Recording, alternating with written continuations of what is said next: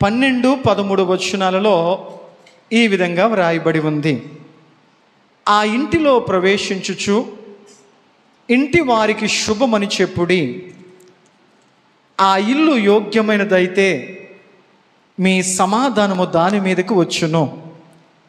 అది అయోగ్యమైనదైతే మీ సమాధానము మీకు తిరిగి వచ్చును. దేవునికి స్తోత్రం.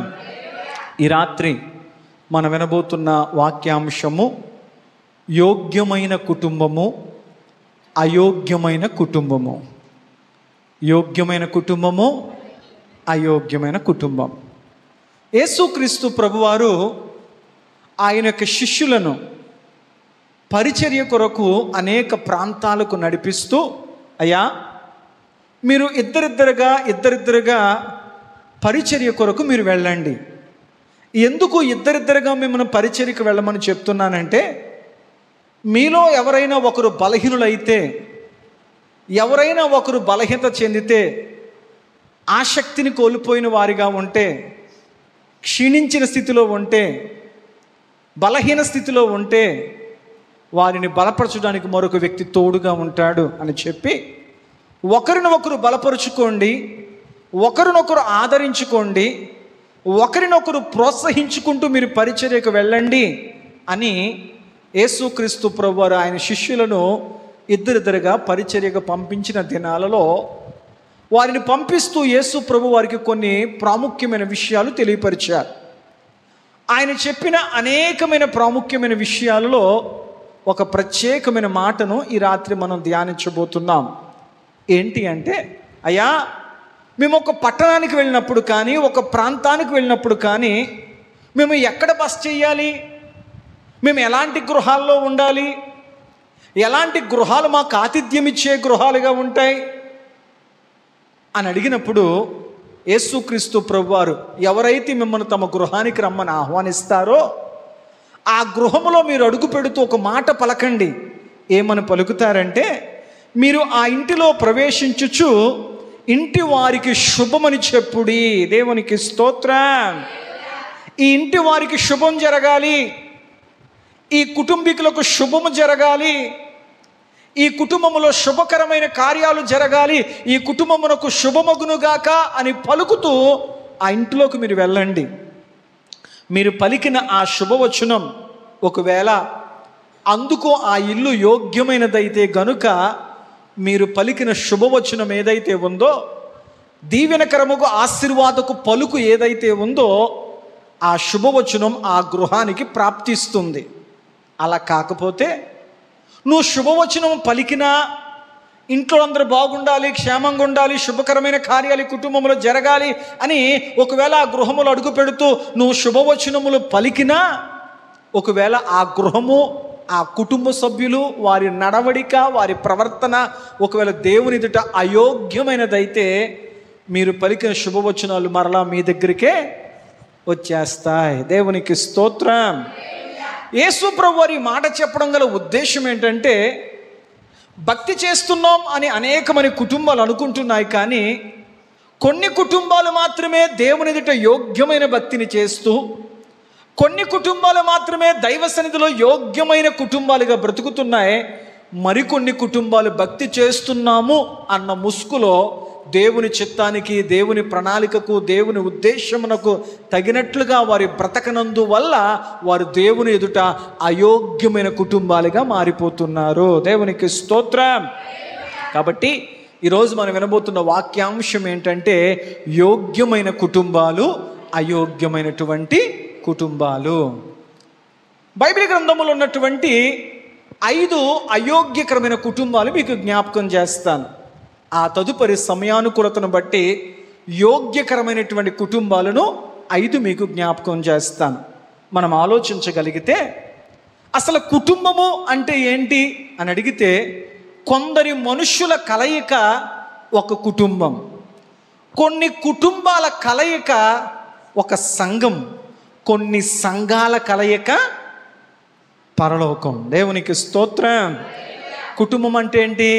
అమ్మ, నాన్న, వాళ్ళ పిల్లలు, వాళ్ళ యొక్క తల్లిదండ్రులు, ఇలా కొంతమంది మనుషుల యొక్క, కొంతమంది వ్యక్తుల యొక్క కలయిక పేరే కుటుంబము.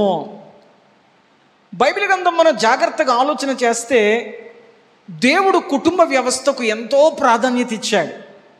అందుకే ఆయన సృష్టి ప్రారంభ దినాలలో మొదటి కుటుంబాన్ని ఆయన కట్టాడు. ఆదాము అనే ఒక మనుషును తయారు చేసి, ఆదాము ఒంటరిగా ఉండడం దేవునికి ఏమాత్రం ఇష్టకరంగా లేదు గనుక సమస్తమును మంచిది మంచిది మంచిది మంచిది అని చెప్పిన దేవుడు ఆదాము అనేవాడు కుటుంబము లేని వాడిగా ఒంటరిగా ఉండిపోవడం దేవుడు అన్నాడు ఇది మంచిది కాదు అని భావించి ఆదాము అనే మొదటి మానవుడికి ఒక కుటుంబాన్ని దేవుడు కట్టాలి అని ఆశపడ్డాడు. అందుచేత ఆదామునకు గాఢ నిద్ర కలగచేసి అతని పక్కటెముకలో ఒక ఎముకను విరిచి ఆయనకు సహచరిగా ఉండడానికి, భాగస్వామిగా ఉండడానికి, కుటుంబమును కట్టడానికి దేవుడు ఆదాముకు ఒక తోడును దేవుడిచ్చాడు. వారిరువురును దేవుడు ఏమని ఆశీర్వదించాడంటే, మీరు ఫలించండి, అభివృద్ధి చెందండి, విస్తరించండి, ఈ భూమిని నిండింప చేయండి అని దేవుడు మొదటి కుటుంబముగా కట్టబడినటువంటి ఆదాముల కుటుంబాన్ని దేవుడు ఆశీర్వదించాడు. ఇది యోగ్యమైన కుటుంబముగా ఉండాలి, ఇది ఫలించే కుటుంబముగా ఉండాలి, ఇది వర్ధిల్లే కుటుంబముగా ఉండాలి, ఈ కుటుంబము శుభకరమైన కుటుంబముగా ఉండాలి అని దేవుడు కోరుకుని దేవుడే ఆశీర్వదించాడు మొదటి కుటుంబాన్ని. దేవునికి స్తోత్రం, హల్లెలూయా. దేవుడు ఎప్పుడైతే ఆ మొదటి కుటుంబముగా ఉన్నటువంటి ఆదాముల కుటుంబాన్ని యోగ్యమైన కుటుంబముగా, ఫలించే కుటుంబముగా ఉండాలని దేవుడు ఆశీర్వదించాడో వెంటనే సాతాను అనుకున్నాడంట, దేవుడు ఏ కుటుంబం అయితే యోగ్యమైన కుటుంబముగా ఉండాలని కోరుకున్నాడో ఆ కుటుంబాన్ని అయోగ్యకరమైన కుటుంబంగా మార్చాలి, అది ఫలించే కుటుంబముగా ఉండకూడదు, అది దేవుని ఆశీర్వాదాలు పొందే కుటుంబముగా ఉండకూడదు, అది యోగ్యమైన కుటుంబంగా కాదు అయోగ్యకరమైన కుటుంబంగా మార్చాలి అని ప్రయత్నించాడు. ఆ ప్రయత్నంలో ఫలితమే తినకూడదు అన్న పండును వారి చేత తినిపించాడు. దేవుని మాటను ధిక్కరించేలా చేశాడు. దేవుని ఉద్దేశము, దేవుని ప్రణాళిక, దేవుని యొక్క ఆలోచనను వారు ఏమాత్రము లోబడని వారిగా ఆజ్ఞ అతిక్రమము అనే పాపము చేయడం ద్వారా వారు ఏం చేశారంటే యోగ్యకరమైన కుటుంబముగా బ్రతకాల్సిన మొదటి కుటుంబం, దేవుని చేత ఆశీర్వదింపబడవలసినటువంటి మొదటి కుటుంబము అయోగ్యకరమైన కుటుంబముగా మారింది. అందువల్ల వారు తమ ఫలింపును కోల్పోయారు, అయోగ్యకరమైన కుటుంబముగా మార్చబడ్డారు. అందువల్ల వారు ఏదెను తోట నుంచి బయటికి గెంటివేయబడ్డాడు. ఆ కుటుంబము అయోగ్యకర కుటుంబముగా ఎలా మార్చబడిందంటే ఆ కుటుంబము దేవుని చేత శపించబడింది. ఆ కుటుంబము దేవుని చేత ఏదైనా తోటలోంచి బయటికి త్రోసివేయబడింది. అంత మాత్రమే కాదు, ఆ కుటుంబములో హత్యలు జరగడం మొదలయ్యాయి, ఒకరిని ఒకరు చంపుకోవడం మొదలయ్యాయి. ఈ రీతిగా మొట్టమొదటి కుటుంబముగా కట్టబడిన ఆదాముల కుటుంబము దేవుని మాటను ధిక్కరించుట చేత, దేవుని చిత్తమునకు, దేవుని ప్రణాళికకు, దేవుని ఉద్దేశమునకు వారు ఏమాత్రము లోబడని కారణము చేత వారు దీవించబడవలసిన వారిగా, యోగ్యకరమైన కుటుంబముగా బతకాల్సి ఉండి కూడా వారి ఆలోచన, వారి నిర్ణయము వారి సరైనదిగా లేదు గనుక అయోగ్యకరమైన కుటుంబముగా మార్చబడి వారి పతన స్థితికి చేరిపోయారు.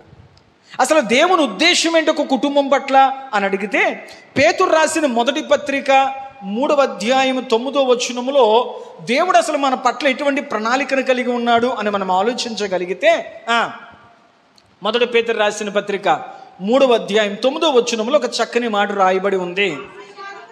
ఆశీర్వాదమునకు వారసులగుటకు, ఆశీర్వాదమునకు వారసులగుటకు ప్రభు మిమ్మల్ని పిలిచాడు. మీరు ఆశీర్వాదమునకు వారసులుగా ఉండాలని ప్రభు ఉద్దేశము, దేవుని ప్రణాళిక. మీరు యోగ్యకరమైన కుటుంబములుగా ఉండాలి. దేవుని ఆశీర్వాదము, దేవుని యొక్క శుభకరమైన వాక్కులు మీ జీవితంలో, మీ కుటుంబంలో ఫలింపును కలిగి ఉండాలని దేవుడు మిమ్మల్ని ఆశీర్వాదకరమునకు పాత్రులుగా ఉండాలని, వారసులుగా ఉండడానికే మిమ్మల్ని పిలిచాడు. ఆయన మిమ్మల్ని పిలిచాడు గనుక దేవునికి స్తోత్రం చెప్పండి. దేవుని ప్రణాళిక ఒక కుటుంబం పట్ల ఏంటి అని అడిగితే, దేవుడు ప్రతి కుటుంబం పట్ల ఎటువంటి ప్రణాళిక కలిగి ఉన్నాడయ్యా అంటే, మీరు ఆశీర్వాదమునకు కారకులుగా ఉండాలి.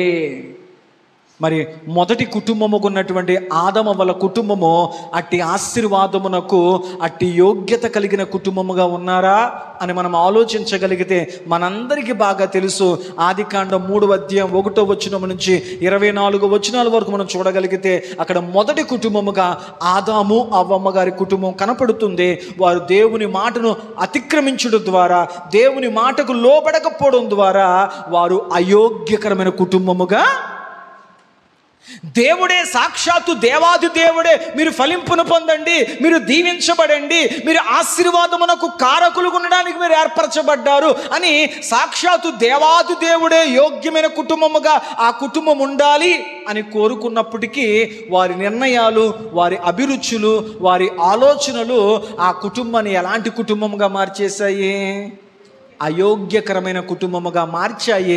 చివరికి ఆ కుటుంబము ఒక చేదైన కుటుంబముగా, ఒక అయోగ్యకరమైన కుటుంబముగా, వేదనకరమైన కుటుంబముగా మారిపోయింది. అయోగ్యకరమైన కుటుంబంలో మొదటి కుటుంబం ఏదయ్యా అంటే ఆదాము అవ్వమ్మ గారుల కుటుంబము. మరి అయోగ్యకరమైన కుటుంబంలో రెండో కుటుంబం ఏదన్నా ఉందా అని మనం ఆలోచించగలిగితే ఆదికాండము 13వ అధ్యాయము 10వ వచనం 11వ వచనం చూడగలిగితే అయోగ్యకరమైనటువంటి కుటుంబంలో రెండవ కుటుంబం మనం చూడగలుగుతాం. లోతు తన కనులెత్తి యోర్దాను ప్రాంతం అంతటిని చూచెను. యెహోవా సొదొమ గుమ్మరాను పట్టణములను నాశనము చేయక మునుపు సోయారు వచ్చే వరకు అదంతయు యెహోవా తోటవలె ఉండెను. దేవునికి స్తోత్రం చెప్పండి. హల్లెలూయా. బైబిల్ గ్రంథములో దేవునికి స్నేహితుడిగా పిలువబడినవాడు. బైబిల్ గ్రంథములో ఇదిగో అబ్రహాము నా స్నేహితుడు, ఆయన విశ్వాసములకు తండ్రి, ఆయనకు చెప్పకుండా నేను ఏదైనా దాచగలనా అని దేవుడు అబ్రహాము గారిని తన స్నేహితుడిగా చెప్పుకుంటానికి ఇష్టపడ్డాడు. ఆయన విశ్వాసులకు తండ్రి. అబ్రహాము దేవుని నమ్మెను, అది ఆయనకు నీతిగా ఎంచబడిన వాక్యం సెలవిస్తుంది. అబ్రహామా, ఇదిగో నీ తండ్రింటిని విడిచిపెట్టి, నీ కుటుంబమును విడిచిపెట్టి, నీకు కలిగిన సమస్తమును విడిచిపెట్టి, ఇదిగో నేను చూపించు ప్రాంతానికి వెళ్ళు, నేను చూపించు దేశమునకు వెళ్ళు, నేను ప్రవేశపెట్టేటువంటి ఆ స్థితిలోనికి నువ్వు వెళ్ళు, నేను నిన్ను దీవెనకరంగా మారుస్తాను, నిన్ను ఆశీర్వాదకరంగా మారుస్తాను, నిన్ను ఎవరైతే దీవిస్తారో వాళ్ళని నేను దీవిస్తాను, నిన్ను ఎవరైతే శపిస్తారో ఇదిగో వాళ్ళని నేను శపిస్తాను, నేను తోడై ఉన్నాను గనుక ఇదిగో నువ్వు సమస్తాన్ని వదిలి నేను చూపించు దేశమునకు వెళ్ళు అని దేవుడు చెప్తే దేవుని మాటను నమ్మి గమ్యమేంటో తెలియని ప్రయాణాన్ని మొదలుపెట్టాడు అబ్రహాము. దేవుని వాగ్దానాన్ని పట్టుకున్నాడు, దేవుని మాటను నమ్మాడు. ప్రజలకు చెప్పుకోవడానికి ఎక్కడికి వెళుతున్నానో తెలియదు, నా గమ్యమేంటో తెలియదు, నేను ఎక్కడికి వెళ్ళి స్థిరపడబోతున్నానో నాకు తెలియదు. దేవుడు పిలిచాడు, దేవుడు రమ్మన్నాడు, పిలిచిన వాడు నమ్మదగినవాడు. మధ్యలో చెయ్యి వదిలిపెట్టేవాడు మాత్రము వాగ్దానం నెరవేరే వరకు ఆయన ఏమాత్రం నన్ను విడువడిన అబ్రహాము దేవుని నమ్మి దేవునితో నడిచాడు గనుక దేవుడు అబ్రహామును క్రమక్రమంగా ఆశీర్వదించాడు. ఆయనకు సర్వ సమృద్ధితో దేవుడు దీవించాడు. దేవునికి స్తోత్రం. అబ్రహాము ఆత్మీయుడిగా ఉన్నాడు, అబ్రహాము ప్రార్థనాపరుడిగా ఉన్నాడు, దేవునితో సహవాసము చేయవాడిగా ఉన్నాడు. అతడు మాత్రమే కాకుండా అతని కుటుంబం అంతయు కూడా దేవునితో ఒక ఆధ్యాత్మికమైన సహవాసము కలిగి ఆశీర్వదింపబడే కుటుంబముగా, యోగ్యకరమైన కుటుంబముగా ఉంది. అయితే అబ్రహాముతో కలిసి బ్రతకడం చేత, అబ్రహాము గారితో కలిసి నివసించడం చేత అబ్రహామును బట్టి దేవుడు లోతును అతని కుటుంబాన్ని కూడా దీవించడం మొదలుపెట్టేశాడు. అబ్రహాము గారిని బట్టి, అతనితో నడుస్తున్న విధానాన్ని బట్టి, ఆత్మీయ వాతావరణంలో అతడు లోతు ఉండడాన్ని బట్టి, ఆ ప్రార్థనలో లోతు కూడా ఏకీభవించడాన్ని బట్టి దేవుడు అబ్రహామును బట్టి లోతును కూడా క్రమక్రమముగా దీవించడం మొదలుపెట్టాడు. ఇటు అబ్రహాము గారి యొక్క ఆస్తులు పెరిగాయి, ఆయనతో ఉన్నందుకు లోతు గారి యొక్క ఆస్తుపాస్తులు, పశు సంపద, పనివారు పెరిగారు. ఒకానొక దినాన అబ్రహాము గారి యొక్క పనివాళ్లలో ఒక పాలేరికి, ఒక కాపరికి, లోతు గారి యొక్క పనివాళ్లలో ఒక కాపరికి తగాదా, గొడవ జరిగింది. ఈ పనివాళ్ల తగాదా యజమానుల దాకా వెళ్ళింది. అప్పుడు పెద్దరికంగా ఉన్న అబ్రహాము గారు తన కుమారుడిగా ఉన్నటువంటి, తన సహోదరుడి కుమారుడిగా ఉన్నటువంటి లోతును రమ్మని పిలిచి, ఇదిగో నీ సంపద అభివృద్ధి అయ్యింది, నీ పనివాళ్ళు పెరిగారు, దేవుడు నన్ను బట్టి నిన్ను, నిన్ను బట్టి నన్ను దేవుడు సమృద్ధిగా దీవించాడు. కాబట్టి ఇక్కడ మనం ఇక కలిసి ఉండలేకపోతున్నాం. మనము కలిసి ఉన్నా మన కింద ఉన్నటువంటి మన పనివాళ్ళు ఒకరితో ఒకరు కలిసి ఉండలేకపోతున్నారు. కాబట్టి ఏం చేస్తావంటే, నువ్వొక స్థలానికి నేనొక స్థలానికి వెళ్ళిపోదాం అని చెప్పి అబ్రహాము గారు కుమారుడిగా ఉన్నటువంటి లోతుతో అన్నారు, మొదట చిన్నవాడిగా నువ్వు ఉన్నావు కదా, మొదటి అవకాశం నీకే ఇస్తున్నాను. నువ్వెక్కడికి వెళ్ళాలనుకుంటే అక్కడికి నువ్వు వెళ్ళు. ఎక్కడికి వెళ్ళినా నువ్వు మాత్రం దేవుణ్ణి, ఈ అభివృద్ధికి కారకులు ఎవరో, ఈ దీవెనకు కారకులు ఎవరో, ఈరోజు ఇంత ఫలభరితంగా ఉండడానికి, ఇంత చక్కటి యోగ్యకరమైన కుటుంబం ఉండడానికి కారకులు ఎవరో, ఆ దేవుణ్ణి మాత్రం నువ్వు ఎక్కడికి వెళ్ళినా కానీ మర్చిపోవద్దు అని చెప్పి లోతు గారికి మొదటి అవకాశం ఇస్తే, అతడు ఒక ఎత్తైన కొండ ప్రాంతం పైకి వెళ్ళి సుదూర ప్రాంతానికి చూసినప్పుడు అతనికి ఒక పచ్చని ప్రాంతము కనపడిందంట. ఆ ప్రాంతము పేరు సొదొమ గొమొర్రా.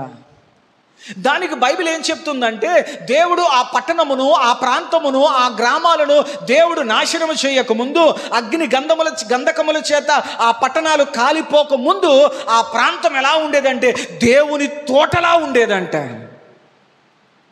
ఆ తోటలో నుంచి ఒక కుటుంబం గెంటి వేయబడింది. వారి యొక్క లోబడిన స్థితిని బట్టి దీవించబడిన కుటుంబమే అయోగ్యకర కుటుంబంగా మారిపోయింది. ఇప్పుడు దీవించబడిన యోగ్యకరమైన కుటుంబంలోంచి బయటికి వెళుతున్నాడు లోతు. అయితే వెంటనే లోతున్నాడు, ఇదిగో ఆ కనుచూపు మేరలో కనపడుతున్నటువంటి ఆ పచ్చని దేవుని తోటగా పిలువబడేటువంటి ఆ సొదొమ గొమొర్రా పట్టణంలో నేను ఉంటాను అని వెళ్ళాడు. అబ్రహాము గారు రాళ్లతో కూడిన స్థలాలకు వెళ్ళిపోయాడు. రాళ్లతో ఉన్న స్థలాలకు అబ్రహాము గారు వెళ్ళిపోతే పచ్చని స్థలాలకు వెళ్ళిపోయాడు లోతు గారు. అక్కడికి వెళ్ళిన తర్వాత ఆ పట్టణస్తులతో కలిసిపోయాడు, వాళ్ళ ఆలోచనలతో కలిసిపోయాడు, వాళ్ళ సాంప్రదాయాలతో కలిసిపోయాడు, వాళ్ళ యొక్క విధానాలతో కలిసిపోయాడు. ఈ లోక మర్యాదను అనుసరించడం మొదలుపెట్టాడు. ఇదిగో మీరు లోకముతో స్నేహం చేయొద్దు, లోకముతో స్నేహము దేవునితో వైరమని మీరు ఎరుగరా, ఈ లోక మర్యాద మీరు అనుసరించకండి, ఈ లోక సాంప్రదాయాలకు ఇదిగో అన్యులు చేయు రీతిలో మీరు దేనికి చేయకుడి అని దేవుడు చెప్పిన మాటను మరిచిపోయి, తాను ఏ సొదొమ గొమొర్రా ప్రాంతానికి వెళ్ళాడో వారి సాంప్రదాయాలతో, వారి యొక్క చుట్టరికాలతో, వాళ్ళతో కలిసిపోయి లోతు యోగ్యకరమైన కుటుంబముగా మార్చిన దేవుణ్ణి మరిచిపోయాడు. ప్రార్థనలో నడిపించినటువంటి, ఆత్మీయ వాతావరణంలో నడిపించినటువంటి అబ్రహామును మర్చిపోయాడు. అందువల్ల లోతు యోగ్యకరమైన అనుభవంలో నుంచి దేవునికి దూరస్తుడిగా, అబ్రహాము గారికి దూరస్తుడిగా, ప్రార్థనకు, ఆత్మీయతకు, దైవ సన్నిధికి దూరస్తుడిగా మారి అయోగ్యకరమైన కుటుంబముగా మారిపోయాడు. ఆ ఊరిలో ఉన్న వారికే తన కుమార్తెనిచ్చి పెళ్లిళ్ళు చేశాడు. ఆ ఊరి వాళ్ళతో మమేకమైపోయాడు. ఆ ఊరికి పెద్ద మనుషుల్లో ఒక పెద్ద మనిషిగా మారిపోయాడు. అబ్రహాము గారి దగ్గర ఉంటే ఎప్పుడు ప్రార్థన ప్రార్థన ప్రార్థన, ఇలా ఉండకూడదు, అలా ఉండకూడదు, అలా ఆలోచించకూడదు, ఇలా ఆలోచించకూడదు, ప్రతీది భక్తి భక్తి భక్తి, స్వేచ్ఛ లేకుండా పోయింది. ఎప్పుడైతే అబ్రహాముకి దూరంగా వచ్చేసామో, ఎప్పుడైతే ఆత్మీయ వాతావరణానికి దూరంగా వచ్చేసామో, ఏ కట్టుబాట్లు లేవు, ఏ నియమ నిబంధనలు లేవు, మన మనసుకు నచ్చినట్లు స్వేచ్ఛగా బ్రతకొచ్చు అనుకున్నాడు. ఆ స్వేచ్ఛ అతని కుటుంబాన్ని అయోగ్యకరమైన నాశనం వైపు తీసుకెళ్తుందని లోతు గుర్తెరగలేకపోయాడు. తప్పిపోయిన కుమారుడు అనుకున్నాడు, నా తండ్రి దగ్గర ఉన్నంతసేపు కూడా నా కుమారుడా అలా ఉండొద్దు, ఇలా ఉండొద్దు, అలా ప్రవర్తించొద్దు, ఇలా ప్రవర్తించొద్దు, అలాంటి స్నేహాలు వద్దు, ఇలాంటి స్నేహాలు వద్దు అని చెప్పి నా తండ్రి దగ్గర ఉన్నంతసేపు నా తండ్రి నన్ను అదుపు చేస్తున్నాడు, నా స్వేచ్ఛకు అడ్డుపడుతున్నాడు, ఈయన దగ్గర ఉండడం కంటే నేను సుదూర ప్రాంతాలకు వెళ్ళిపోవాలనుకున్నాడు. తీరా వెళ్ళిన తర్వాత అతడు అనుకున్న దానికంటే అతడు అయోగ్యుడిగా మార్చబడి తినడానికి తిండి లేని స్థితికి మారిపోయాడు. లోతు ఎప్పుడైతే అబ్రహామును విడిచిపెట్టి వెళ్ళిపోయాడో, ఆత్మీయ వాతావరణాన్ని విడిచిపెట్టాడో, యోగ్యకరమైన అనుభవాన్ని విడిచిపెట్టి దూరంగా లోకానుసమైనటువంటి సొదొమ గొమొర్రా ప్రాంతంలో కలిసిపోయాడో, అక్కడి వారితో స్నేహం చేశాడు. అక్కడ అలవాట్లకు అతడు కూడా పాలివాగస్తుడైపోయాడు. తత్ఫలితంగా దేవుని ఉగ్రతలో వారు తప్పించుకోలేకపోయారు. అబ్రహాము ప్రార్థించినప్పటికీ కూడా వారు సొదొమ గొమొర్రా పట్టణాన్ని వదలలేకపోయారు. తత్ఫలితంగా అల్లుళ్ళు అగ్ని గంధకాల్లో కాలిపోయారు. భార్య వెనకకు తిరిగి చూపి ఉప్పు స్తంభం అయిపోయింది. పోనీ లోతు గారు అతని యొక్క 2 కుమార్తెలైనా తప్పించుకొని అయ్యా వెళ్ళిపోయారు అంటే, తీరా వెళ్ళిన తర్వాత వారు తమ తండ్రికే మద్యము తాగించి ఆయనతో బిడ్డలను కన్నారు. అందువల్ల బైబిల్ చరిత్రలో ఒక శపితమైనటువంటి కుటుంబముగా మారిపోయింది. 2 కుటుంబాలు జ్ఞాపకం చేశాను. ఈ 2 కుటుంబాలను దేవుడు యోగ్యమైన కుటుంబములుగానే ఉండాలని కోరుకున్నాడు. కానీ వారి నిర్ణయాలు, వారి అభిప్రాయాలు, వారి అభిరుచులు యోగ్యకరమైన కుటుంబములో నుంచి ఏ అనుభవాల్లోకి తీసుకెళ్ళిపోయాయి వారిని? ఆదమవ్వల కుటుంబాన్ని మీరు ఫలించండి, మీరు యోగ్యకరమైన కుటుంబముగా ఉండండి, మీకు శుభమగునుగాక అని దేవుడే దీవించాడు. కానీ వారి నిర్ణయాలు, వారి అభిప్రాయాలు, వారి ఆలోచనలు వారిని అయోగ్యకరమైనటువంటి నాశనకర కుటుంబముగా తీసుకువెళ్ళాయి. లోతు గారు కూడా అబ్రహాముతో ఉన్నంతసేపు కూడా యోగ్యకరమైన కుటుంబముగా, ఫలించే కుటుంబముగా, దీవెనకరమైన కుటుంబముగా, దేవుని కనుసన్నల్లో భద్రపరచబడే కుటుంబముగా ఉన్నాడు. కానీ ఎప్పుడైతే అతని ఆలోచన, నిర్ణయం, ఉద్దేశము అతడు కన్నులెత్తి చూడవలసినప్పుడు, దేవుని వైపు చూడవలసిన వాడు దేని వైపు చూశాడంట? ఆకర్షణకరమైన లోకం వైపు చూశాడు. తత్ఫలితంగా లోతు గారి కుటుంబము దైవ సహవాసమునకు దూరమై లోకముతో స్నేహం చేసింది. తత్ఫలితంగా ఆ కుటుంబం యొక్క అనుభవం ఎంత భయంకరంగా మారిందంటే, అల్లుళ్ళు అగ్ని గంధకాల్లో కాలిపోయారు. అతని యొక్క భార్య వెనకకు తిరిగి ఉప్పు స్తంభం అయిపోయింది. అయ్యా లోతు గారు సొదొమ గొమొర్రా ప్రాంతం వెళ్ళినప్పుడు ఎలా వెళ్ళావయ్యా? తప్పిపోయిన కుమారుడా, నీ తండ్రిని వదిలిపెట్టి నువ్వు వెళ్ళిపోతున్నప్పుడు ఎలా వెళ్ళావయ్యా అంటే, వాడు సమృద్ధితో వెళ్ళాడు. దీనస్థితిలో, హీనస్థితిలో వెనక వచ్చాడు. లోతు గారు అబ్రహాము గద్దె నుంచి వెళ్తున్నప్పుడు సమృద్ధితో వెళ్ళాడు. బోళ్ళంత పనివారిని తీసుకువెళ్ళాడు, బోళ్ళంత సంపద తీసుకువెళ్ళాడు, సంతోషముగా వెళ్ళాడు, ఆనందంగా వెళ్ళాడు, బోళ్ళంత సంపదతో వెళ్ళాడు. కానీ దైవ సన్నిధికి దూరమై, అబ్రహాము గారి సహవాసానికి దూరమై, ఆత్మీయ వాతావరణానికి దూరమై, లోకముతో, లోక స్నేహాలతో కలిసిపోవడం ద్వారా అతడు సర్వం కోల్పోయాడు. ఆఖరికి కుటుంబాన్ని కూడా కోల్పోయాడు. మచ్చతో కుటుంబము బైబిల్ గ్రంథంలో లోతు గారి కుటుంబాన్ని తలుచుకున్నాను కూడా ఎవరు ఇష్టపడలేకపోయిన స్థితిలోకి ఆ కుటుంబము అయోగ్యకర కుటుంబముగా నాశనం అయిపోయింది. నేను మరొకసారి జ్ఞాపకం చేస్తున్నాను, ఈ 2 కుటుంబాలు దేవుడు యోగ్యకరమైన కుటుంబాలుగా ఉండాలని దేవుడు కోరుకున్నాడు. కానీ వారి నిర్ణయాలు, వారి అభిరుచుల ఫలితంగా, వారు సొంతంగా తీసుకున్న నిర్ణయాలను బట్టి వారు ఏ స్థితి నుంచి ఏ స్థితికి వెళ్ళిపోయారు? యోగ్యకరమైన కుటుంబాలుగా బతకాల్సినవి అయోగ్యకరమైన కుటుంబాలుగా, పతన సంబంధమైన కుటుంబములుగా మారిపోయాయి. ఇలా అయోగ్యకరంగా మారిపోయిన కుటుంబాల్లో 3వ కుటుంబాన్ని మీకు జ్ఞాపకం చేసే ప్రయత్నం చెప్తాను. చూడండి, యెహోషువ గ్రంథము 7వ అధ్యాయము 20 నుంచి 24 వచనాలు మనం జాగ్రత్తగా చదవగలిగితే అక్కడ మనకు ఒక కుటుంబం కనపడుతుంది. ఆ కుటుంబము ఏంటంటే ఆకాను గారి కుటుంబం. ఇంటికి వెళ్ళాక దాన్ని ధ్యానం చేయండి.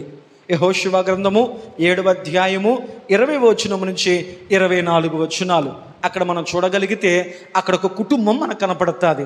ఏ కుటుంబం అది? ఆకాను గారి కుటుంబం. ఈ కుటుంబం ప్రారంభంలో ఎలా ఉండేది అంటే, దేవుని ప్రజలుగా వారు బ్రతుకుతున్నారు, దేవుని నీడలో వారు బ్రతుకుతున్నారు. దేవుడు పగలు మేఘస్తంభముగా, రాత్రి అగ్నిస్తంభముగా ఉండి ఆయన సన్నిధిని వారికి తోడుగా ఉంచుచు, ఆయన పరలోకపు ఆహారాన్ని వారికి పెడుతూ, ఆయన ముఖదర్శనం చూస్తూ, ఆయన కాపుదలలో, ఆయన భద్రతలో, ఆయన సన్నిధిలో వారు ఎంతో చక్కగా నడుస్తూ వారి యొక్క వాగ్దాన దేశమైనటువంటి కానానుకు వారు ప్రయాణం చేస్తూ ఉన్నారు. అంటే ఇది దేవునితో చేసే ప్రయాణం. దేవునికి స్తోత్రం. ఒక అద్భుతమైన ప్రయాణంలో వారు ఉన్నారు. దేవుడు నడిపిస్తూ ఉన్నాడు, దేవుని వెంబడి వారు నడుస్తూ ఉన్నాడు, దేవుడు పోషిస్తూ ఉన్నాడు, దేవుడు వారి ప్రతి ఈవులను, ప్రతి అవసరాలను, ప్రతి అక్రతలను దేవుడు ఆయన మహిమైశ్వర్యములో తీరుస్తున్నాడు. దేవునితో కలిసి వారి యొక్క పరమ కానాను యాత్ర ప్రారంభిస్తూ వెళుతూ ఉన్నారు. అయితే దేవుడు వారి కళ్ళ ముందు ఎన్నెన్నో అద్భుతాలు చేశాడు. ఎర్ర సముద్రం దాటించి వేశాడు. వాళ్ళ కళ్ళ ముందే ఫరోను, అతని సమస్త సైన్యమును, అతని బలమైన రథములను వారి కళ్ళ ముందు దేవుడు జల సమాధి చేశాడు. ఆకాశము నుంచి ఆయన మన్నాను కురిపించాడు, వారి కొరకు పూరేళ్లను కురిపించాడు, వారు అడిగిన సమస్తాన్ని వారికి సమకూర్చాడు. అంత మాత్రమే కాకుండా బలమైన ఎరుకో గోడలు వారి కళ్ళ ముందు దేవుడు నేలమట్టం చేసేశాడు. నేలమట్టం చేస్తూ ఆ ఎరుకోను దాటి వెళ్ళేటప్పుడు దేవుడు చెప్పాడు, ఇదిగో ఈ ఎరుకో పట్టణము శపితమైంది, ఈ ఎరుకో పట్టణాన్ని శపించాను.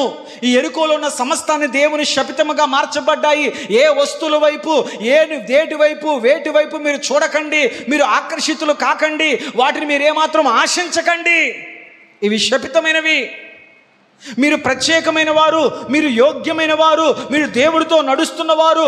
దేవుడు ఉన్నతమైన భవిష్యత్తు మీ కొరకు దాచిపెట్టాడు కనుక ఈ లోకం అనేటువంటి ఎరుకోను దాటి వెళుతున్నప్పుడు మీరు ఆకర్షింపబడే ప్రయత్నం జరుగుతుంది కనుక మీ కళ్ళు ఈ ఎరుకోలో ఉన్న దేని మీద మీరు పెట్టకండి.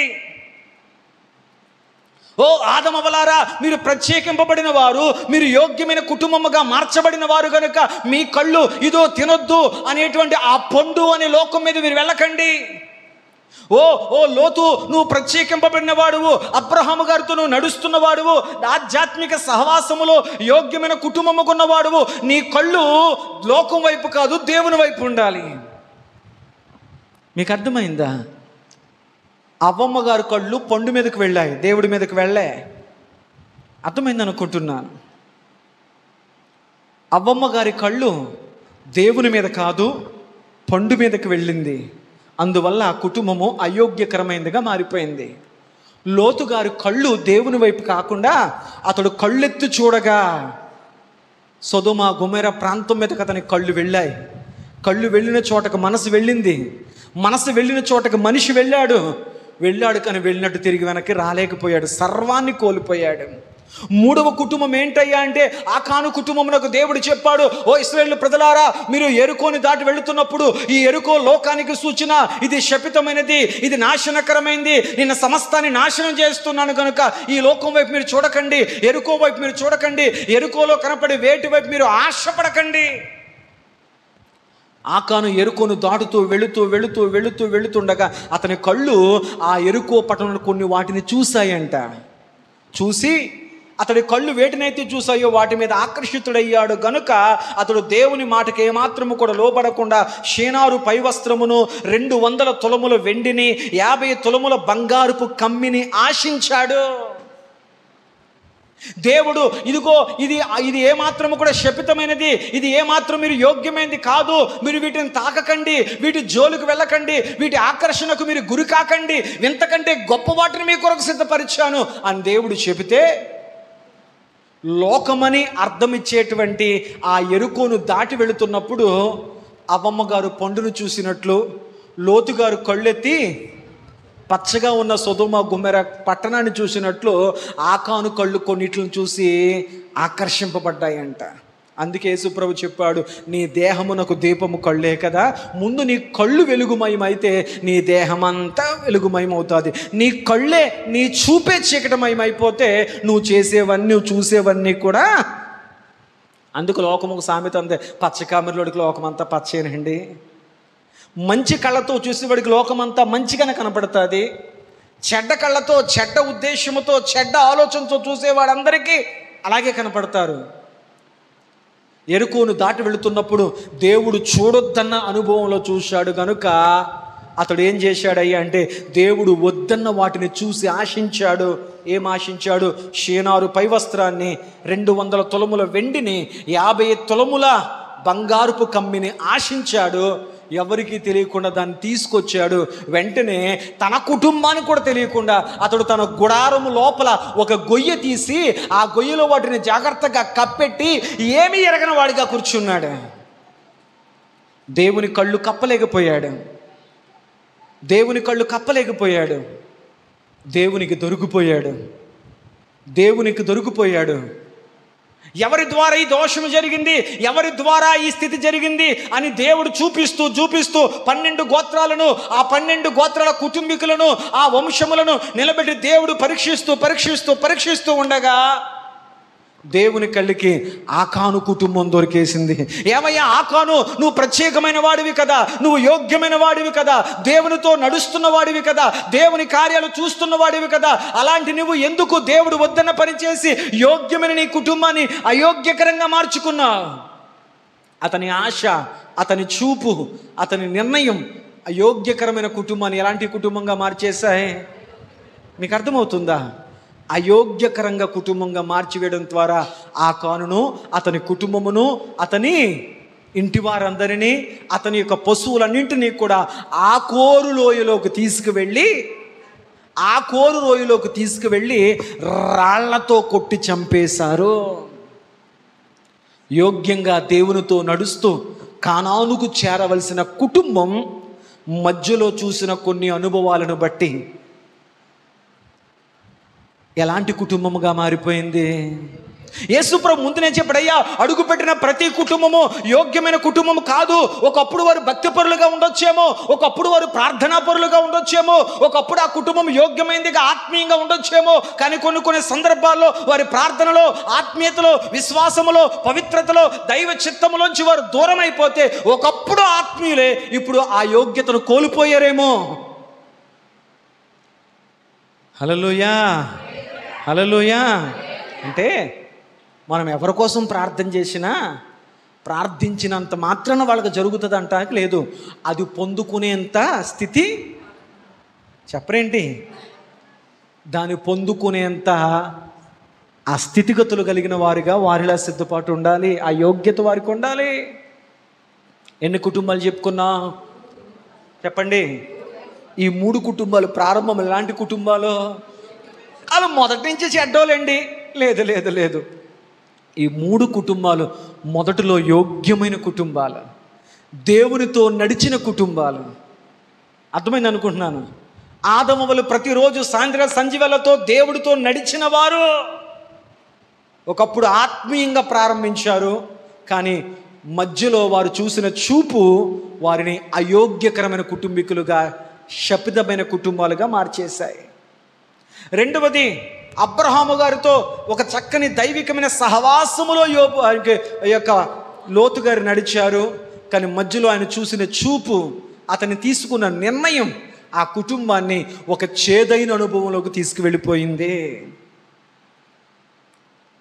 మూడవది, ఆకాను గారు దేవునితో నడిచినవాడు, దేవుని యొక్క ముఖ దర్శనాలు చూసినవాడు, దేవుని యొక్క అద్భుతాలు చూసినవాడు, దేవుని కార్యాలు కళ్ళారా చూస్తూ దేవుని యొక్క నీడలో, దేవుని యొక్క వెలుగులో ప్రయాణం చేస్తూ కానానుకు చేరవలసిన వాడు. మధ్యలో ఆయన చూసినటువంటి చూపు, అతను తీసుకున్న నిర్ణయము ఆ కోరు లోయలోనే రాళ్లతో కొట్టబడి అయోగ్యకరమైనటువంటి కుటుంబముగా మారిపోయింది. దేవునికి స్తోత్రం. ఈ 3 కుటుంబాలు ప్రారంభ స్థితి యోగ్యమైనవే, కానీ మధ్యలోనే అయోగ్యకరమైన కుటుంబాలుగా మారిపోయాయి.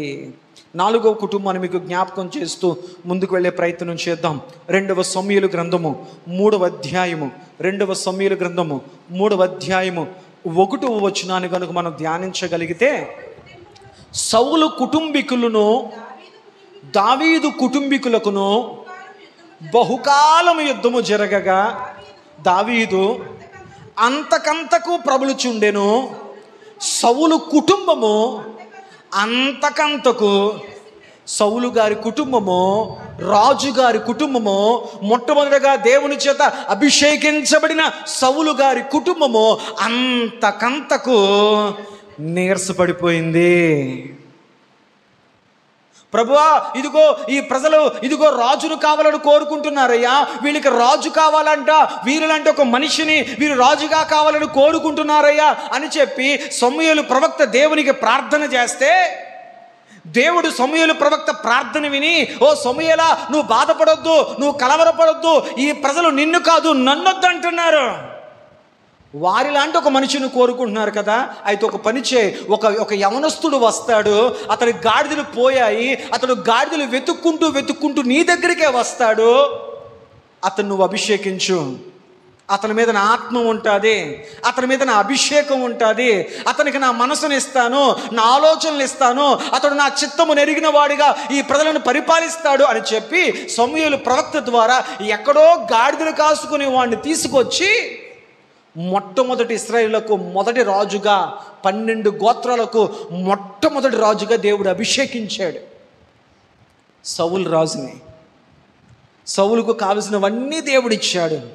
గాడిదలు కాసుకునే వాడిని తీసుకొచ్చి తన ప్రజలకు రాజుగా చేశాడు. దేవునికి స్తోత్రం, హల్లెలూయా. గొర్రెలు కాసుకునే వాడిని తీసుకొచ్చి తన ప్రజలకు.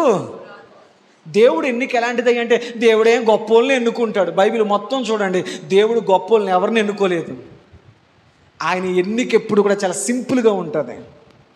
దేవుని మనసు నీకు అర్థమైతే దేవుడుక గొప్పలే కావాలి, దేవుడుక గొప్ప గొప్ప స్థితిగతులు కలిగిన వాళ్ళే కావాలి. లేదు లేదు లేదు, దేవుడు బైబిల్ గ్రంథంలో మొత్తం మీరు చూడగలిగితే ఆయన బలహీనలే ఎన్నుకున్నాడు, యోగ్యత లేని వారిని ఎన్నుకున్నాడు. దేవునికి స్తోత్రం, హల్లెలూయా. మీకు అర్థమైంది. గాడిదలు కాసుకునే సౌలును దేవుడు అభిషేకించి ఆయన ఆత్మను, ఆయన అభిషేకమును సౌలు మీద పెడితే అతడు కొద్ది కాలము దేవుని చిత్త ప్రకారమే పరిపాలన చేసినప్పటికీ అతనికి కొంత స్థిరత్వం వచ్చిన తర్వాత, స్థిరపడిన తర్వాత అతనికి శత్రుభయం లేదు. అతను చూసిన ప్రతివాడు కూడా ఒరే సౌలు జోలికి వెళ్ళొద్దురా, సౌలు మహారాజుకి దేవుని హస్తము తోడుగా ఉంది, ఇశ్రాయేలు దేవుడు సైన్యములకు అధిపతి యెహోవా సౌలుకు తోడుగా ఉన్నాడు, కాబట్టి ఆ ఫిలిస్తీన్లే వారిని ఏం చేయలేకపోతున్నారు, కాబట్టి సౌలు జైలుకి వెళ్ళొద్దని చెప్పి శత్రు భయం అంతటి కూడా సౌలును బట్టి ఎవ్వరూ కూడా ముందుకు వచ్చేవారు కాదు. శత్రు భయము లేదు. దేవుడు సర్వసముద్రుని ఇచ్చాడు.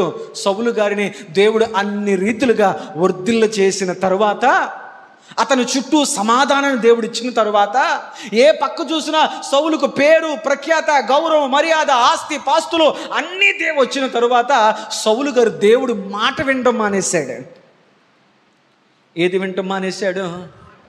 మాట వినడం మానేశాడు.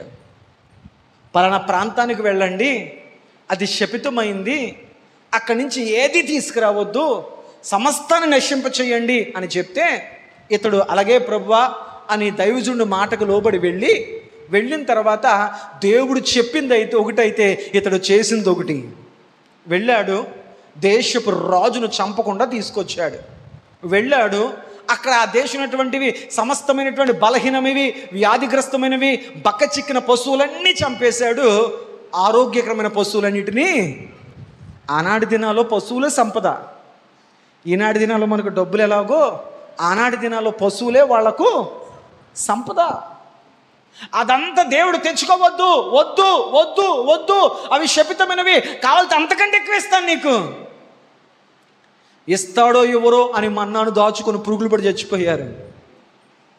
దేవుణ్ణి అనుమానిస్తూనే ఉన్నాడు మనిషి మొదటి నుంచి కూడా. లేదయ్యా, దాచుకోవద్దయ్యా, అది మీకు వద్దయ్యా, దాని జోలికి వెళ్ళొద్దయ్యా, అంతకంటే గొప్పవి, అంతమైన శ్రేష్టం మీ కొరకు నేను సిద్ధపరిచానయ్యా, వీటిని చూసి మీరు ఆశపడకండి అని చెప్పిన మానవుడు తన స్వబుద్ధిని ఆధారం చేసుకుంటూ దేవుడు వేటిని వద్దు వద్దు వద్దు అంటున్నాడు అవన్నీ కోరుకున్నాడు. కోరుకున్న ప్రతి కుటుంబం అయోగ్యమైన కుటుంబముగా పతనమైపోయింది. గొప్పగా వర్ధిల్లిన కుటుంబం దేవుడు వద్దు అన్నదాన్ని చేసి అక్కడ తెచ్చుకున్నటువంటి పశువులను తన పశువుల మందలో కలిపేసుకున్నాడు. దేవుడు తెలుస్తుంది ఇంట్లో అన్నీ ఒకలాగే ఉంటాయి కదా అని ఎవరిని మాయ చేద్దాం అనుకున్నాడో. కొన్ని సందర్భాలు ముసుకేసుకొని ఒక పాట పాడి ఒక ప్రార్థన చేసి దేవుణ్ణే మాయ చేసేద్దాం భక్తిగా అనుకుంటాం. కానీ యెహోవా కన్నులు లోకమంతా సంచరిస్తున్నాయి. ఆయన అన్నీ ఎరిగినవాడు కదా, రహస్యమైనది అది ఏదీ లేదు కదా. వెంటనే తన ప్రవక్తయగు సమూయేలు గారిని పంపించాడు. సమూయేలు గారు వచ్చి, సౌలా దేవుడు చెప్పినట్లే చేసావా? లే అయ్యా, అక్షరాల దేవుడు చెప్పినట్లే చేశాను. అప్పుడు అన్నాడు దైవజనుడు, మరి ఆ పశువుల మందుల్లో కొన్ని పశువుల స్వరాలు మనవి కావిగా లేవేంటి? దేవుడు ఆ స్వరాలు గుర్తుపట్టాడంట. ఆయనకు సంబంధించినవేవో, ఆయనకు సంబంధించినవి ఆయనకు కానివేవో ఆయనకు స్వరము తెలుసు. ఏం చేశావు? సౌలు దొరికేశాడు. దొరికేసి ఏం చెప్పాలో తెలియక నేను ఊరికినే తేలేదు, అవి కూడా దేవుడి కొరకే తెచ్చాను. ఎందుకురా రంచాలు తీసుకున్నావు, ఎందుకురా దొంగతనం చేసావు, ఎందుకురా బాబు అన్యాయపు సొమ్ము తెచ్చుకున్నావు అంటే, నేను ఊరికినే తేలేదు, అందులోనూ దశమ భాగం తీయడానికి తెచ్చాను అన్నాడంట. అందులోనూ కానుక ఇవ్వడానికే తెచ్చాను అన్నాడంట. అందులోనూ దేవుడికి భాగం ఇవ్వడానికే తెచ్చాను అన్నాడంట. ఈనాడు మనుష్యుడు తాను అన్యాయంగా సంపాదించిన దానిలో దేవుడికి నిలువు దోపిడిస్తున్నాడు. ఏంట్రా అంటే, ఇదిగో నా దాంట్లో నీకు భాగం ఉంది, నా తప్పు అయితే దాన్ని తీసుకున్నా. అర్థమైంది అనుకుంటున్నాను. అప్పుడు దేవుడు చెప్పాడు తన ప్రవక్త ద్వారా, బలులు అర్పించుట కంటే మాట వినుట శ్రేష్టము.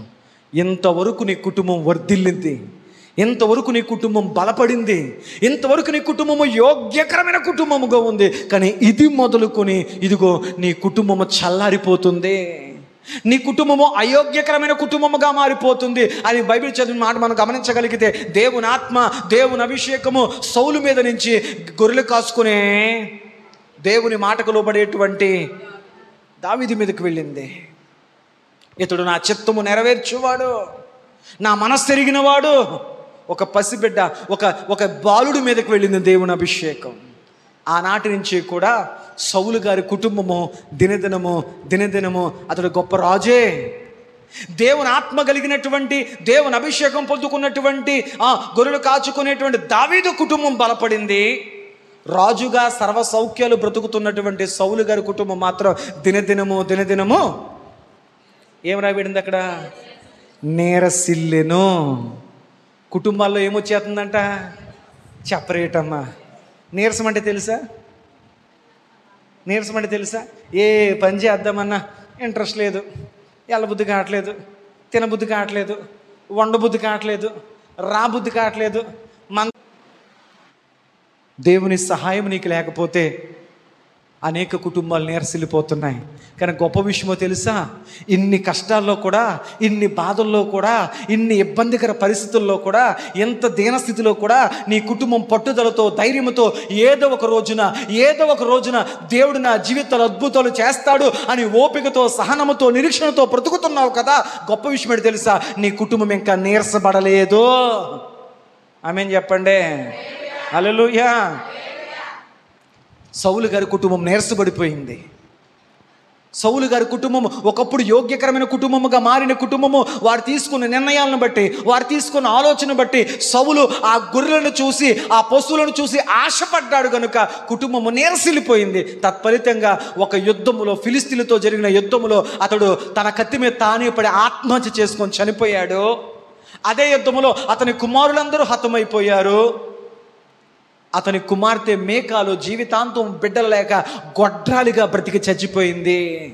అయోగ్యకర కుటుంబం. ఆ కుటుంబం అంతా చరిత్రలో అయోగ్యకరమైన కుటుంబముగా మారిపోయింది. ఒకప్పుడు ఎలాంటి కుటుంబం అది? మొట్టమొదటి రాజు అండి. దేవుని అభిషేకం ఎలా ఉంటుందో రుచి చూసిన వాడండి. కానీ ముగింపు ఎలా అయ్యింది? ఆత్మీయంగా ప్రారంభించిన కుటుంబాలు శరీరానుసారంగా ముగించి పతనమైపోయాయి. ఎన్ని కుటుంబాలు చెప్పాను? 4 కుటుంబాలు. అర్థమైనయా? మొదటి కుటుంబం ఎలా ప్రారంభించారు? చేశారు. మధ్యలో దేని చూశారు? పండును చూశారు. ఎలా మారిపోయారు? పతనమైపోయారు. లోతు గారి కుటుంబం. ఈ కుటుంబం ఏమైంది? అబ్రహాము గారిని విడిచిపెట్టారు. కలిసి ఉన్నంతసేపు ఆత్మీయంగా నడిచారు. ఆ తర్వాత ఏమయ్యారు? కళ్ళెత్తి చూశాడు సొదొమ గుమర ప్రాంతాన్ని, ఆశించాడు. తత్ఫలితంగా వాటితో స్నేహం చేశాడు. ఆ కుటుంబం ఏమైపోయింది? భార్య అలాగా, అల్లుళ్ళు ఎలాగా, సర్వం కాలిపోయింది. ఆ కాను కుటుంబం ఎర్ర సముద్రం దాటినప్పుడు దేవుని కార్యాలు చూశాడు, అన్నీ సమృద్ధిగా అనుభవించాడు. కానీ దేవుడు చెప్పినటువంటి ఆ యెరికో పట్టణంలో చూడకూడని వాటిని చూశాడు, ఆశించకూడని వాటిని ఆశించాడు. తత్ఫలితంగా ఆకోరు లోయలో కుటుంబం మొత్తము ఒక చేదైన అనుభవంగా మరణించబడ్డారు. సౌలు గారి కుటుంబం.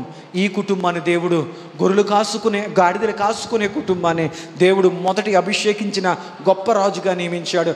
అన్నీ దేవుడిచ్చాడు, ఏ లోటు చేయలేదు. అన్నీ పొందుకున్నాక దేవుని మాట మీద నిర్లక్ష్యం పెరిగిపోయింది.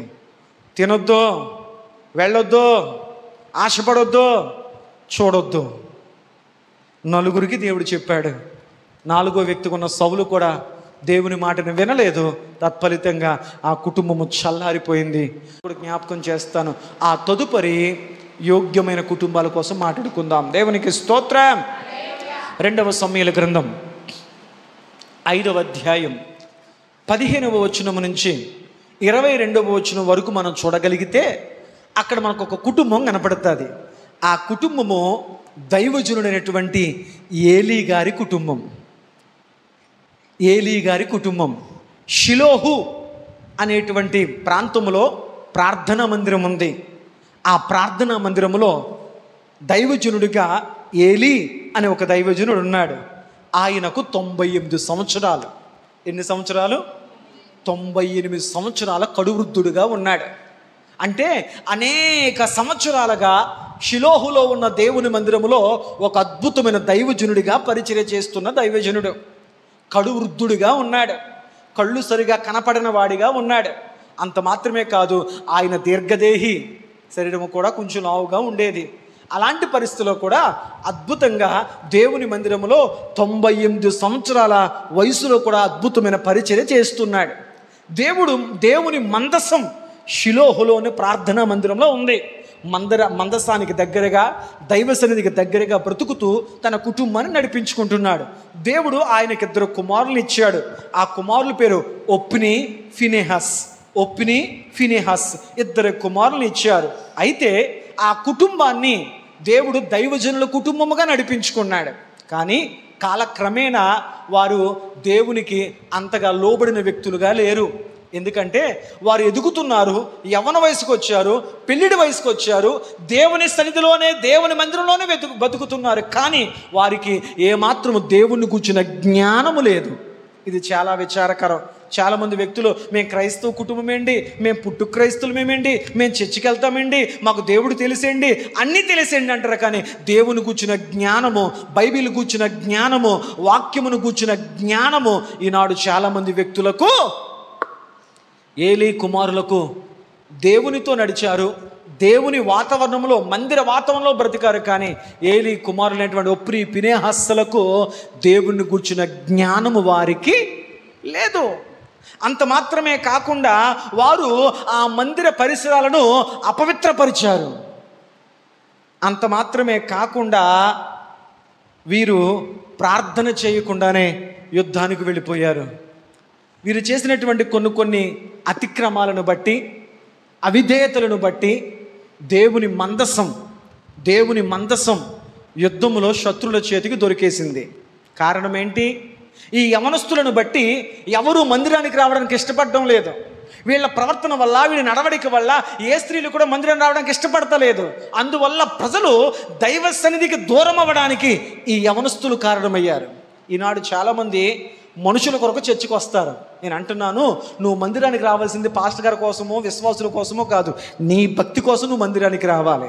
నీ ఆత్మీయత కోసం నువ్వు మందిరానికి రావాలి. నీ దేవునితో నీకున్న సహవాసాన్ని కాపాడుకోవడం కోసం నువ్వు మందిరానికి రావాలి. కాకుండానే వారు యుద్ధానికి వెళ్ళారు. ఈసారి యుద్ధానికి వెళ్ళేటప్పుడు వారు మందసాన్ని కూడా పట్టుకు వెళ్ళిపోయారు. బాధాకర విషయం ఏంటంటే, మందసం వారితో ఉన్నప్పటికీ కూడా యుద్ధములో అనేక మంది చనిపోయారు. దేవునికి స్తోత్రాలు. యుద్ధములో చనిపోయారు. యుద్ధము నుంచి వార్త వచ్చింది. ఏంటయ్యా అంటే, అయ్యా యుద్ధములో దేవుని మందసం పట్టబడింది, శత్రులు దేవుని మందసాన్ని పట్టేసుకున్నారు. రెండవది, ఆ యుద్ధములో మన వారు అనేక మంది చనిపోయారు. రెండవది, యుద్ధములో దైవజనుడా, నీ కుమారులు ఉన్నటువంటి ఒప్ని, ఫినెహాసులు యుద్ధములో చనిపోయారు. ఈ వార్తలు విన్నాడు ఆయన. విని ఈ మాట వింటుండగా మందసం పట్టబడింది అనగానే 98 సంవత్సరాల కడువృద్ధుడిగా ఉన్నటువంటి దైవజనుడు మెడ విరిగి వెనకకు పడి చచ్చిపోయాడు దైవజనుడు. ఈ వార్తలన్నీ కూడా పక్క గదిలో నిండు గర్భవతిగా, ప్రసవం నిండినటువంటి తల్లిగా ఉంది ఆమె పెద్ద కొడుకు భార్య. ఈ వార్త వింది. ఏ వార్త? యుద్ధంలో మన వాళ్ళు చనిపోయారంట చాలామంది.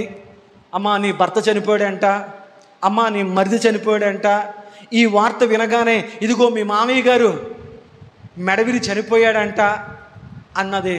ఆమె అన్నిటినీ తట్టుకుంది, కానీ ఒక వార్త విని తట్టుకోలేకపోయింది. ఏంట్రా అంటే దేవుని మందసం శత్రుల చేతికి. వెంటనే ఆమె మోకాళ్ళ మీద పడి ఎన్నక్కొరే అని గట్టిగా అరిచింది. అంటే దేవుని ప్రభావం వెళ్ళిపోయింది, దేవుని మహిమ వెళ్ళిపోయింది, దేవుని శక్తి వెళ్ళిపోయింది. ఎన్నక్కొరే అని అరిచి ఆమె మోకాళ్ళ మీద ఒక బిడ్డకు ప్రసవించింది.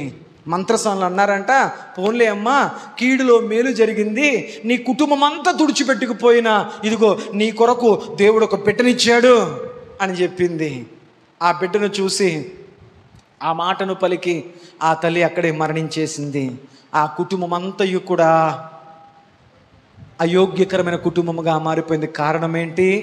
దేవుని పరిచర్యలో ఉండి సంఘాన్ని కానీ కుటుంబమును కానీ నడిపించాల్సిన రీతిలో నడిపించకపోవడం ద్వారా ఆత్మీయముగా యోగ్యమైన కుటుంబముగా బ్రతకాల్సిన కుటుంబము అయోగ్యకరమైన కుటుంబముగా చేదున అనుభవాల వైపు వెళ్ళిపోయింది. 5 యోగ్యకరమైన కుటుంబాలను గురించి జ్ఞాపకం చేస్తాను. ఇంతకుముందు యోగ్యకరముగా బ్రతికి వారు ఆ యోగ్యతను కాపాడుకోలేక అయోగ్యకరమైన కుటుంబములుగా మారిపోయారు. ఆదాము గారి కుటుంబం, రెండవది లోతు గారి కుటుంబం, ఆకాను గారి కుటుంబం, సౌలు గారి కుటుంబం, ఏలీ గారి కుటుంబం. యోగ్యమైన కుటుంబాలుగా ప్రారంభించి అయోగ్యకరమైన కుటుంబాలుగా మారిపోయారు. కానీ మరొక 5 కుటుంబాలు జ్ఞాపకం చేస్తాను. వీరు యోగ్యకరమైన కుటుంబములుగా ప్రారంభించి వారి గమ్యము వరకు ఆ యోగ్యతను కాపాడుకుంటూ వెళ్ళారు. దేవునికి స్తోత్రం. అలా కాపాడుకుంటూ వెళ్ళిన కుటుంబాల్లో మొదటి కుటుంబం చూడండి, యోగ్యమైన కుటుంబములుగా మార్చబడిన కుటుంబంలో మొదటి కుటుంబం యెహోషువ గ్రంథం 24వ అధ్యాయం 15వ వచనం. అక్కడ మనం చూడగలిగితే అక్కడకు మనకు కనపడే కుటుంబం యెహోషువ గారి కుటుంబం. యెహోషువ గారి కుటుంబం. ఆ కుటుంబమును గురించి మనం ఆలోచన చేస్తే కుటుంబమునకు యజమానుడిగా, కుటుంబమునకు పెద్దగా, కుటుంబమునకు శిరస్సుగా, కుటుంబమునకు నాయకుడిగా ఉన్నటువంటి యెహోషువ గారు ఒక అద్భుతమైన స్టేట్మెంట్ ఇస్తాడు. ఏమంటాడంటే, ఇదిగో నేనును నా ఇంటి వారును నా దేవుడైన యెహోవాను సేవిస్తాం. నేను మాత్రమే సేవిస్తానండి, నా భార్య ఇష్టం ఆవిడదే, నా పిల్లల ఇష్టం ఆలయే అనలేదు. నేనును నా ఇంటి వారును ఏ స్థితుల మధ్యనైనా, ఏ పరిస్థితుల మధ్యనైనా, ఏ ఆటంకాల మధ్యనైనా, ఏ ప్రలోభాల మధ్యనైనా, మా జీవితంలో ఎటువంటి పరిస్థితులు మా జీవితంలో తలెత్తినా, ఎటువంటి కల్లోలాలు, ఎటువంటి గలిబిలులు, ఎటువంటి తుఫాన్లు, ఎటువంటి పరిస్థితులు మా జీవితంలో తలెత్తినా మేము ఒక తీర్మానం తీసుకున్నాం. ఏంటంటే నేనును నా ఇంటి వారును ఎట్టి పరిస్థితుల్లోనైనా నా దేవుణ్ణే సేవిస్తాం. దేవునికి స్తోత్రం. ఒక ఖచ్చితమైన తీర్మానం.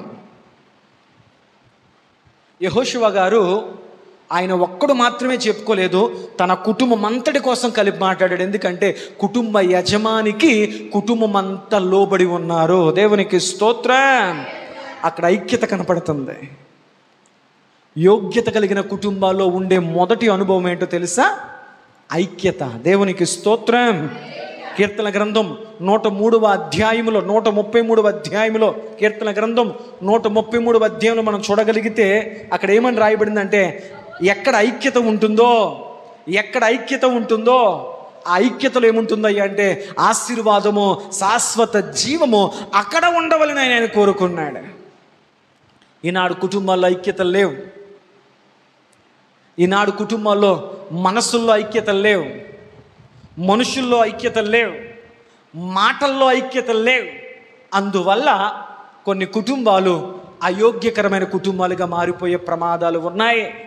బైబిల్ చెప్తున్న మాట, యెహోషువ గారి కుటుంబం ఎందుకు యోగ్యకరమైన కుటుంబముగా మార్చబడిందంటే అతని కుటుంబం అంతా కూడా ఒకే తాటి మీద, ఒకే ఆలోచన మీద, ఒకే నిర్ణయం మీద, ఒకే మనసుతో వాళ్ళు ఉన్నారు.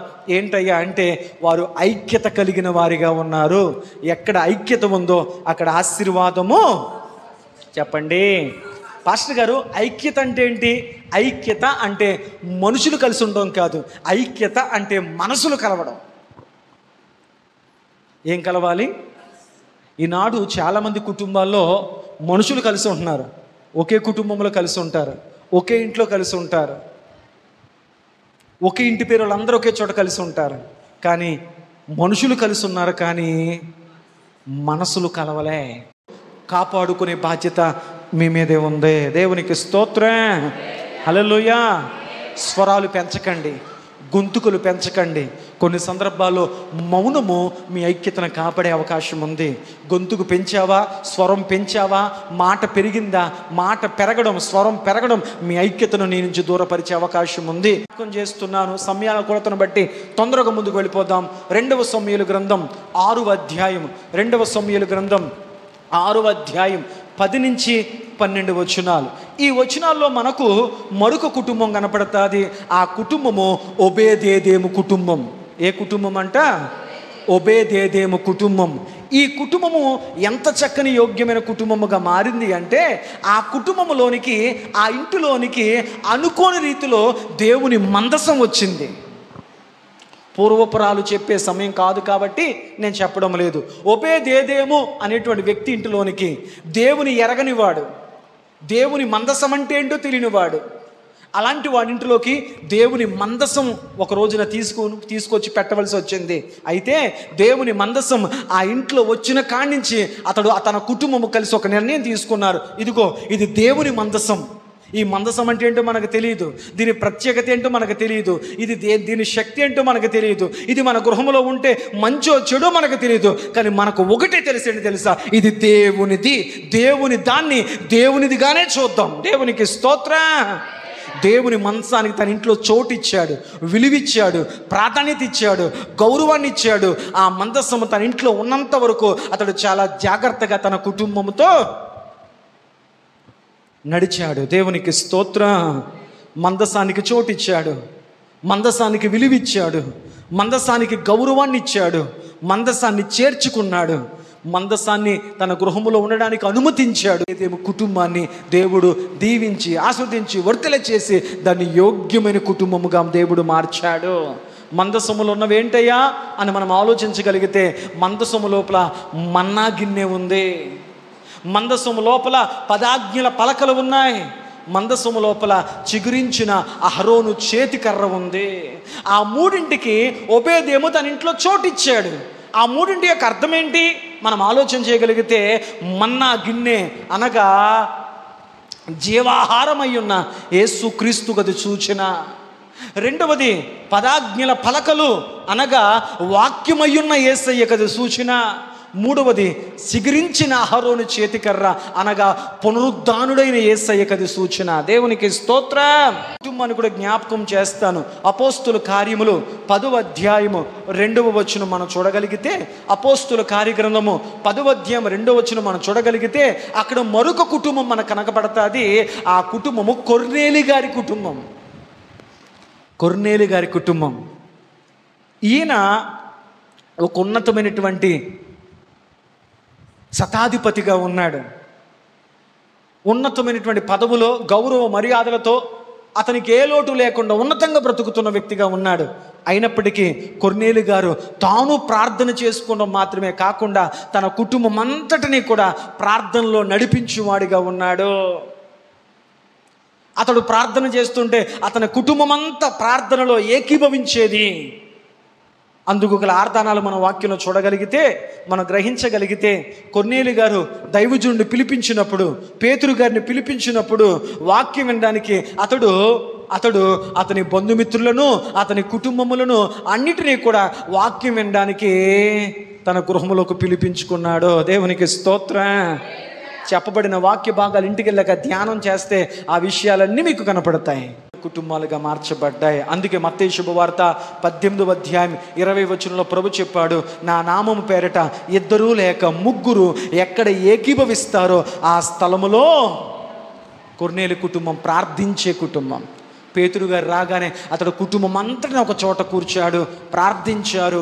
దైవజనుడితో వారు వాక్యాన్ని విన్నారు కనుక కొర్నేలి కుటుంబమును దేవుడు యోగ్యమైన కుటుంబముగా మార్చాడు. దేవునికి స్తోత్రం.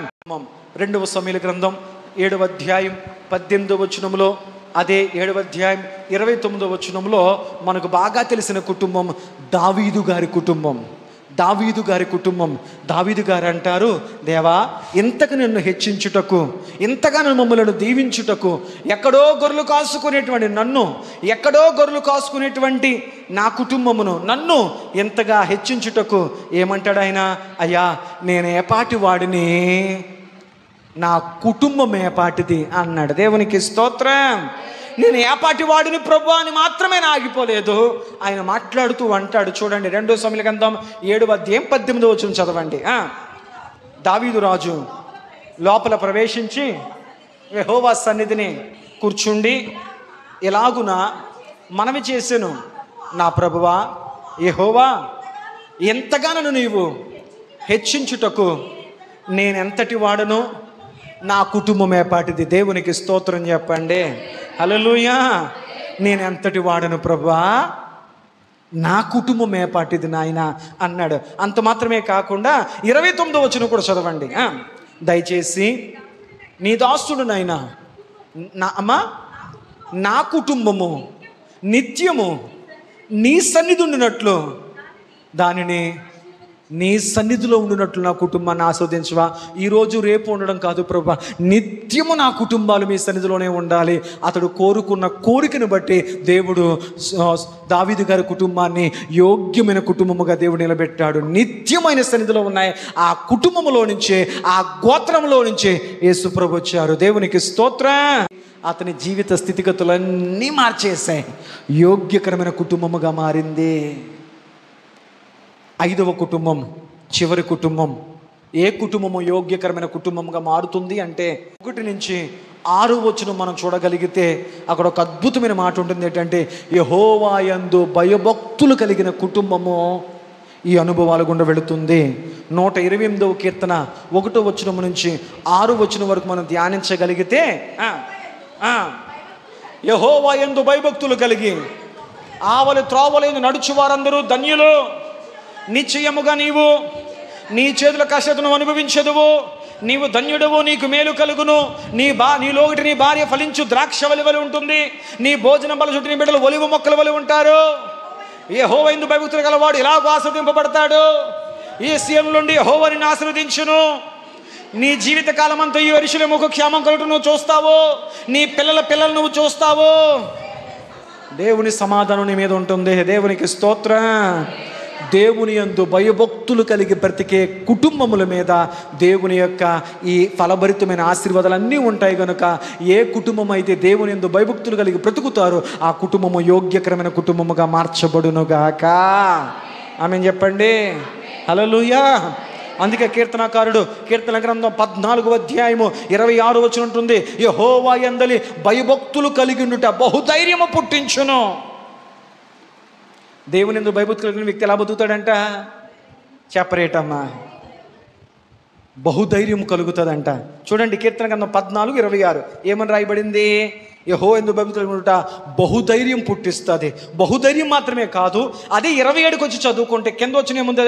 యెహోవా యందు భయభక్తులు కలిగి ఉండుట జీవపు ఊట. దేవునికి స్తోత్రం. దేవుని యందు భయభక్తులు కలిగి ఉంటున్న వ్యక్తికి బహుధైర్యం కలుగుతుంది, ధైర్యంగా బ్రతుకుతాడు. అదే వ్యక్తి యెహోవా యందు భయభక్తులు కలిగి బ్రతికిన వాడు జీవపు ఊట కలిగి బ్రతుకుతాడు. దేవునికి స్తోత్రం. దేవుని యందు భయభక్తులు కలిగిన కుటుంబము యోగ్యకరమైన కుటుంబముగా మార్చబడుతుంది. ఒకసారి నెంబర్ వేసే ప్రయత్నం చేస్తాను. 5 కుటుంబాలు, యోగ్యకరమైన 5 కుటుంబాలు ఎందుకు మారాయి తెలుసా? నెంబర్ 1, యెహోషువ కుటుంబము ఐక్యతతో దేవుని సేవించాయి గనుక అది యోగ్యకరమైన కుటుంబములుగా సాగాయి. నెంబర్ 2, ఓబేదేదోము గారి కుటుంబం అంతయు కూడా దేవుని మందసమునకు చోటిచ్చి దేవుని మందసాన్ని చేర్చుకున్నాయి కనుక ఆ కుటుంబము యోగ్యకరమైన కుటుంబముగా సాగింది. 3వది, కొర్నేలి గారి కుటుంబము అంతయు కలిసి ప్రార్థనలో ఏకీభవిస్తూ కుటుంబ ప్రార్థనలో సహవాసములో సాగారు కనుక ఆ కుటుంబము యోగ్యకరమైన కుటుంబముగా మారింది.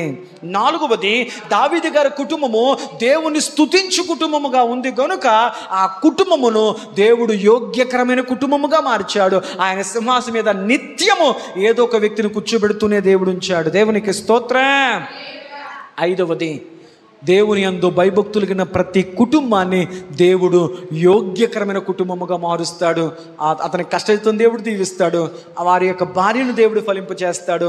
ఆ బిడ్డలను ఒలివ మొక్కల వలె చేస్తాడు. వారికి క్షేమము సమాధానాన్ని ఇస్తాడు.